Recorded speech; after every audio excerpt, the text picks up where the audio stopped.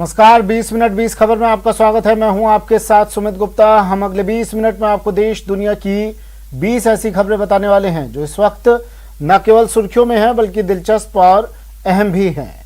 तो चलिए शुरू करते हैं 20 मिनट 20 खबरों का सिलसिला। सबसे पहले देखते हैं राजस्थान की कौन कौन सी खबर इस वक्त अहम है। दौसा के गांवों में इन दिनों चुनावी बिसात बिछी हुई है। प्रत्याशी जनता से वोट मांगने के लिए घर घर जा रहे हैं, ढोक लगा रहे हैं। कांग्रेस और बीजेपी दोनों ही राजनीतिक दलों के लिए ये चुनाव महत्वपूर्ण है। एक और जहां सत्ताधारी पार्टी कांग्रेस कड़ी से कड़ी जोड़ने की बात कहकर जिले के सभी 11 प्रधान और एक जिला प्रमुख की सीट जीतने का दावा कर रही है, वहीं बीजेपी भी राज्य सरकार की 2.5 साल की नीतियों को गलत बताकर जनता से वोट की मांग कर रही है। पंचायती राज के चुनाव हैं और दौसा जिले की सारी पंचायत समिति हम लोग जीतेंगे। जिला प्रमुख हमारा बैठेगा। जिलों में कांग्रेस सरकार के प्रति बड़ा असंतोष है लोगों में, लड़ाई झगड़े बहुत ज्यादा हैं और मुझे पूरा विश्वास है पलड़ा भारतीय जनता पार्टी का ही बाहरी रहेगा 6 जिलों में। दौसा जिला परिषद के 29 वार्डों और 11 पंचायत समितियों के 225 वार्डों के लिए 3 चरणों में चुनाव होने जा रहे हैं। ये तस्वीरें किसी जश्न या फिर बर्थडे धमाल की नहीं है। ये तस्वीरें हैं राजधानी जयपुर में स्थित स्वायत्त शासन भवन की, जहां पर विभाग के कर्मचारियों ने एक पार्टी का आयोजन किया। पार्टी का आयोजन गलत नहीं है, मगर विभाग के बोर्ड रूम में पार्टी का आयोजन किया गया। उस बोर्ड रूम में जहां से शहरी निकायों के बड़े फैसले लिए जाते हैं, उस बोर्ड रूम में जहां पर सरकार के मंत्री और सचिव बड़ी बड़ी बैठकें लेते हैं, उसी बोर्ड रूम में कर्मचारियों ने पार्टी कर डाली। उसके बाद पार्टी में जमकर चला म्यूजिक और म्यूजिक पर चला डांस करने वाले इन कर्मचारियों पर राजस्थान के समस्त शहरी निकायों से आने वाली पत्रावलियों को समय पर निस्तारित करने की जिम्मेदारी है। मगर ये सब कर्मचारी तो मशगूल हैं डांस पार्टी में। इस डांस पार्टी का वीडियो कर्मचारी नेताओं के सोशल मीडिया ग्रुप में जमकर वायरल हो रहा है। वहीं कर्मचारियों के दूसरे गुट ने इस मामले में सरकार से कार्रवाई की मांग की है। तो चलिए अब देख लेते हैं कुछ अन्य राज्यों की खबरें।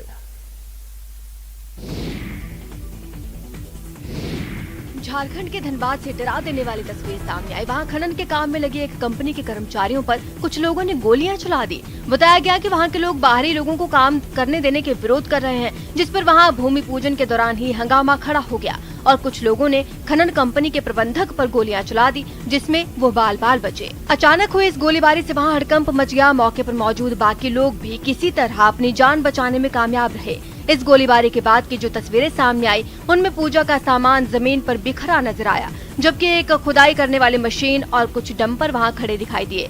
कंपनी के एक कर्मचारी ने मौके पर पहुंचे पुलिस अधिकारी को घटना की जानकारी दी, लेकिन इसी बीच कंपनी में काम देने की मांग कर रहे कई लोग थाने पहुंच गए, जिन्हें थाने में घुसने से रोकने के लिए पुलिस वालों ने थाने का मेन गेट बंद कर दिया। जिसके बाद इन लोगों ने वहां पर खड़े होकर कंपनी के खिलाफ प्रदर्शन किया। प्रदर्शनकारियों ने साफ किया कि वो किसी भी कीमत पर बाहरी लोगों को काम नहीं करने देंगे। लोग चाहते हैं कि बाहरी लोगों को यहाँ रोजगार न मिले, क्योंकि यहाँ के लोग प्रभावित होंगे। पुलिस ने कंपनी की शिकायत पर मुकदमा दर्ज कर आरोपियों को जल्द गिरफ्तार करने का भरोसा दिया है। पश्चिम बंगाल के आसनसोल से चौंकाने वाली तस्वीर सामने आई। वहां रानीगंज इलाके में जमीन हड़पने के आरोप में आदिवासियों ने एक आदमी की बुरी तरह पिटाई कर दी, और वो भी पुलिस की मौजूदगी में। पुलिस वालों ने पीटे जा रहे इस आदमी को बचाने की बहुत कोशिश की, लेकिन आदिवासियों के आगे उनकी एक नहीं चली। हाथों में लाठियां लिए लोग बुरी तरह से उसे पीटते दिखे, जबकि कुछ तो पैरों से मारते नजर आए। एक पुलिस वाला इन आदिवासियों के आगे हाथ जोड़कर शांत होने की अपील करता दिखाई दिया, लेकिन उसकी इस अपील का भी इन पर कोई असर नहीं हुआ। हालांकि इसी बीच मार खा रहा आदमी किसी तरह भीड़ के चंगुल से बचकर भाग निकला, मगर कुछ लोग उसे पकड़ने के लिए उसके पीछे भागते नजर आए। इस हंगामे से पहले वहां पहुंचे पुलिस वाले मिलन नाम के इस आदमी को इन आदिवासियों के चंगुल से निकालकर अपने साथ ले जाते दिखाई दिए, लेकिन एक महिला ने उसका रास्ता रोक लिया और फिर भीड़ ने उसके साथ मारपीट की। 22 अगस्त सुबह 8:30 बजे के करीब सब्जी दुकान पर 3 लोग आते हैं। कुछ समय उससे बातें करते हैं। बात करते करते एक आरोपी दुकान में घुस जाता है और देखते ही देखते दुकानदार को पीटने लगता है, जबकि उसके साथ आए 2 लोग तमाशा देखते हैं। पिटाई के बाद सभी मौके से फरार हो जाते हैं। सरेआम गुंडई की ये तस्वीरें मुंबई से आई हैं। अब इस दबंगई के पीछे की कहानी भी सुनिए। आरोपियों में से एक उदय नाडर ने पहले खुद सब्जी की ये दुकान किराए पर ली थी और पीड़ित उसके यहाँ काम करता था, लेकिन लॉकडाउन में दुकान चल नहीं रही थी। इसी बीच पीड़ित ने दुकान के मालिक से बात करके खुद ही ये दुकान किराए पर ले ली, जिस बात से उदय नाराज हो गया और अपने 2 साथियों के साथ मिलकर सब्जी विक्रेता की पिटाई कर दी। घटना के बाद पीड़ित की शिकायत पर पुलिस ने आरोपियों को गिरफ्तार कर लिया है।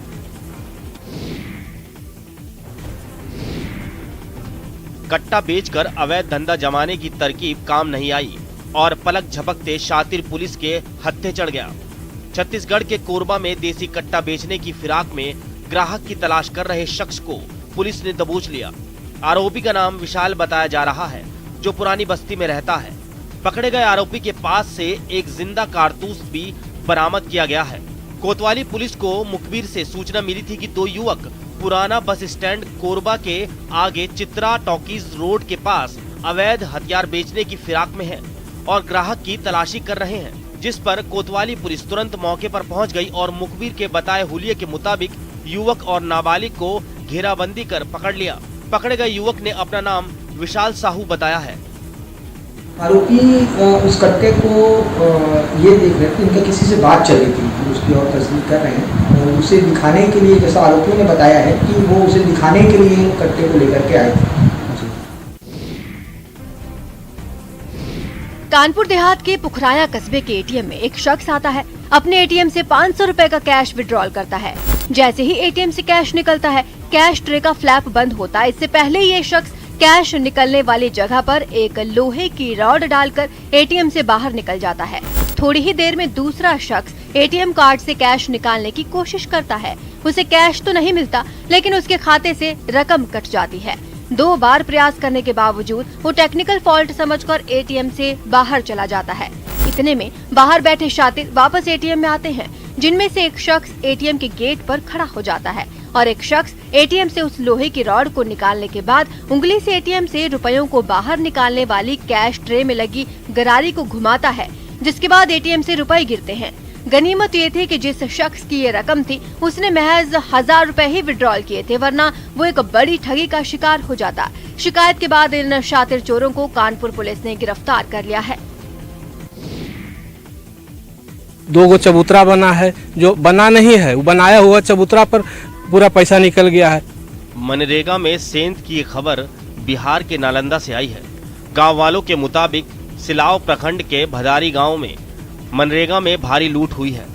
बता दें कि भदारी गांव में देवी स्थान और बजरंगबली मंदिर के पास श्रमदान से ग्रामीणों ने चबूतरे का निर्माण कराया, लेकिन उस पर सरकारी काम का बोर्ड लटक गया और फिर बोर्ड ही नहीं लटका, बल्कि सरकारी खजाने से पैसे भी निकाल लिए गए, जिससे ग्रामीणों में खासा आक्रोश है।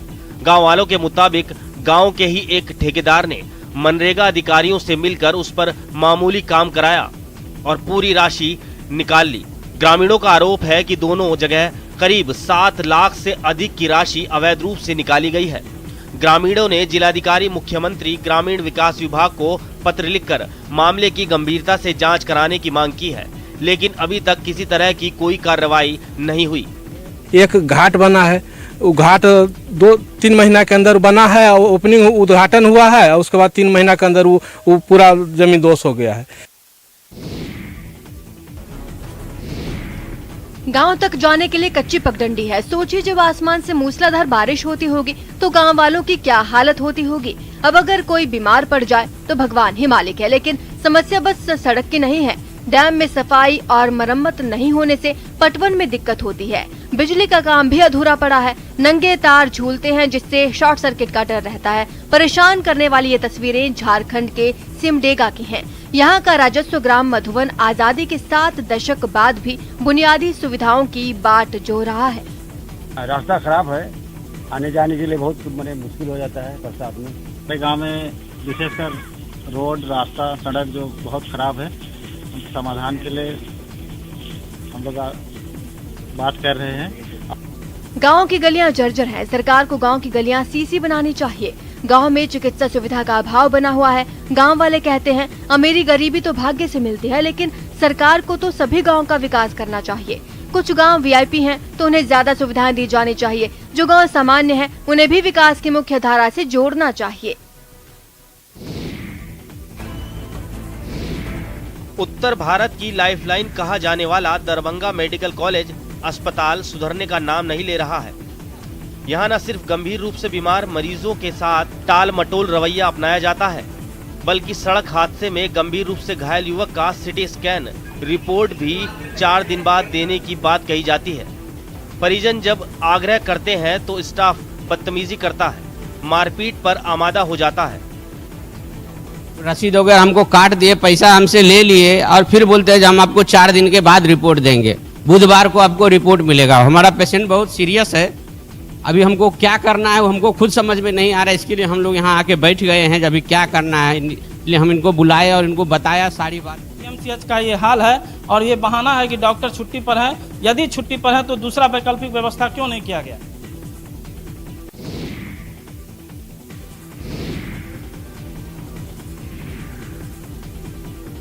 तेल लूटने की ये तस्वीरें हैं पन्ना के अजयगढ़ के सिंहपुर घाटी की, जहां लोग अपनी जान की परवाह किए बगैर तेल लूटने में लगे हैं। सिंहपुर घाटी में कच्चे तेल से भरा टैंकर पलट गया और टैंकर से तेल बहने लगा।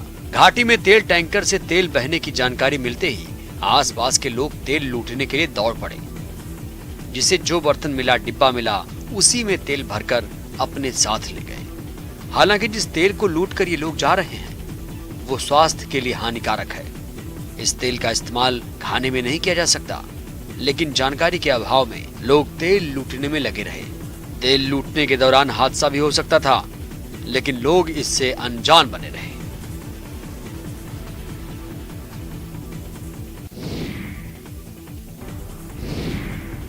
पंजाब के भटिंडा में कुछ घंटों की जोरदार बारिश से बाढ़ जैसे हालात बन गए और वहां के कई इलाके पानी में डूब गए, जिसकी वजह से लोगों को काफी परेशानी का सामना करना पड़ा, क्योंकि शहर की सड़कों पर पानी ने ऐसा कब्जा जमाया कि सड़कें नदियों में तब्दील हो गईं और लोगों के मकानों में भी पानी घुस गया। वहां एक इलाके से सामने आई तस्वीर में दिखा कि एक रिक्शे वाले ने पानी से होकर गुजरने की कोशिश की तो वो डूबते डूबते बचा। हालांकि उसका रिक्शा जरूर पानी में डूब गया और उस पर बैठा आदमी किसी तरह बच पाया।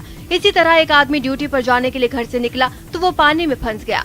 शहर के आम लोग तो परेशान हुए ही, खास लोग भी नहीं बच पाए। वहाँ की डिप्टी मेयर की गाड़ी भी पानी में डूबती नजर आई, जबकि पास ही खड़ी एक बस के पहिए भी पानी में डूबे दिखे। बताया गया कि कुछ इलाकों में 4 से 5 फीट तक पानी भर गया, जिससे लोगों की मुश्किलें बढ़ गई। डेवलपमेंट का नाम लेंदे और छोटे सामने है। कमोबेश कुछ ऐसी तस्वीर शहर के एक दूसरे इलाके में भी दिखी, जहां कुछ लोग अपने बच्चों के साथ कमर तक पानी से होकर सुरक्षित जगहों पर जाते दिखाई दिए।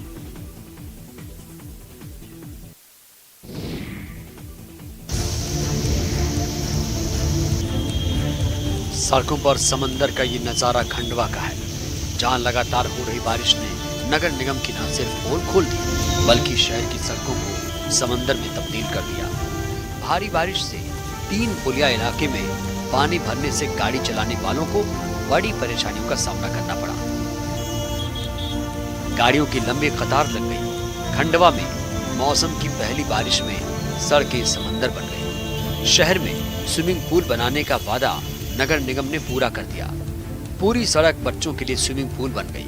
बच्चों ने बारिश के पानी में जमकर मस्ती की। बच्चों ने तो मस्ती की, लेकिन बारिश का पानी शहर को जाम कर गया, जिससे यातायात व्यवस्था बाधित रही। मुश्किलें कहकर नहीं आती, इसलिए उससे 2-2 हाथ करने की तैयारी वक्त रहते होनी चाहिए। गुजरात के वडोदरा में 10 ट्रांसजेंडर कोरोना वॉरियर बनने की तामील ले रहे हैं। शहर का दीपक फाउंडेशन उनको ये ट्रेनिंग मुहैया करा रहा है। दरअसल पिछले कुछ वर्षों से दीपक फाउंडेशन एक अभियान होम हेल्थ एड चला रहा है, लेकिन इस वर्ष से दीपक फाउंडेशन ने तय किया कि वो समाज के उस तबके को भी ट्रेनिंग में शामिल करेगा जो पिछड़े हुए हैं या फिर लाचार हैं। इन लोगों को ट्रेनिंग देकर आत्मनिर्भर बनाने के उद्देश्य से दीपक फाउंडेशन ने LGBTQ समाज के लोगों को ये ऑफर दिया, जिसे इस समाज के 10 लोगों ने स्वीकार कर लिया।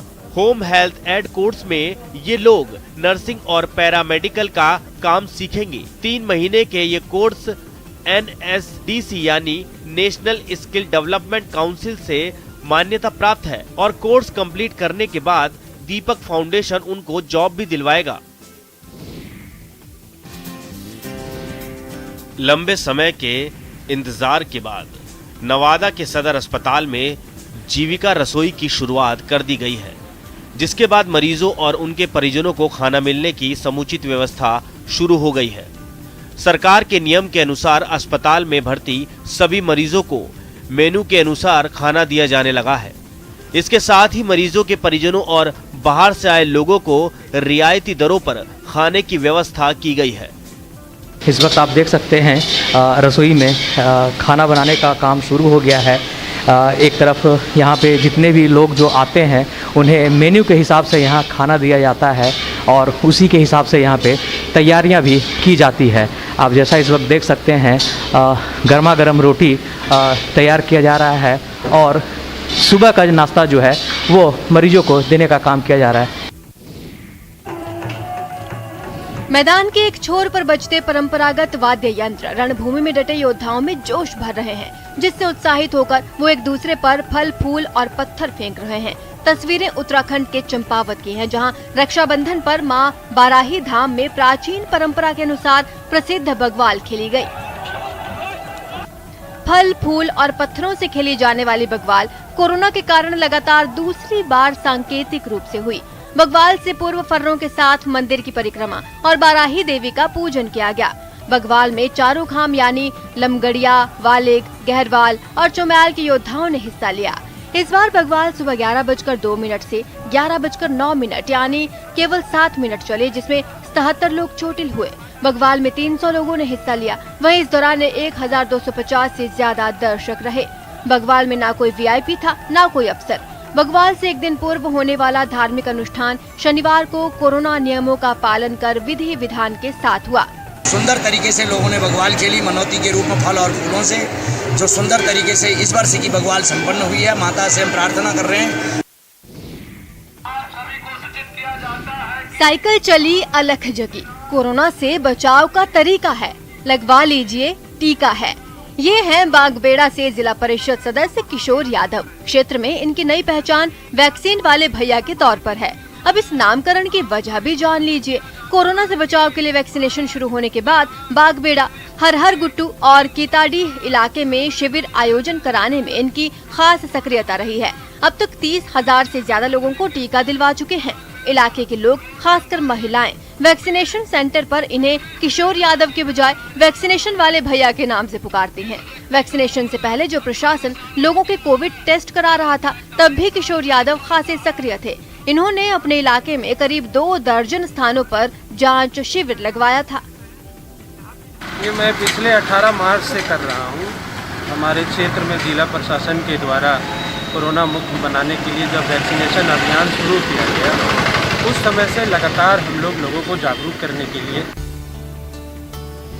चारों तरफ हरियाली और अच्छी साफ सुथरी सड़क बिहार के खगड़िया के वासुदेवपुर पंचायत की पहचान है। वासुदेवपुर न सिर्फ प्रगति के पथ पर निरंतर आगे बढ़ रहा है, बल्कि दूसरों को भी आगे बढ़ने के लिए प्रेरित कर रहा है। गांव वाले इस कामयाबी का श्रेय यहाँ की मुखिया कंचन देवी को देते हैं। गांव का कोई छोटा मोटा झगड़ा हो या किसी तरह का विवाद, मुखिया खुद पहुंचती है और समस्या का समाधान करती हैं।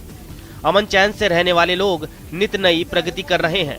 सरकार की कल्याणकारी योजनाओं की चमक हर चेहरे पर दिखती है। 10 साल पहले तक गाँव में बंदूक से निकली गोली की आवाज ही सुनाई पड़ती थी, लेकिन आज सब बदल गया है। कंचन देवी ने विकास की ऐसी बयार बहाई कि वासुदेवपुर की न सिर्फ बदनामी दूर हुई, बल्कि ग्रामीणों को अपने इलाके पर गर्व महसूस होने लगा। खास बात ये है कि खुद 10वीं पास कंचन देवी लड़कियों की शिक्षा को लेकर काफी जागरूक है। विकास में कहीं बिहार में नंबर 1 कहा जाए तो वासुदेवपुर पंचायत है। जिला क्या सबसे ज्यादा मनरेगा से काम हुआ है। इंदिरा आवास हो, पशु सेट हो, गली इंसाफ में। हाथों में अत्याधुनिक हथियार, चेहरे पर जोश और दिल में उमंग लिए ये दुर्गा फाइटर की महिला जवान है। रक्षाबंधन के मौके पर नक्सलवाद से लड़ने के लिए महिला कमांडो ने स्वेच्छा से दुर्गा फाइटर का गठन किया।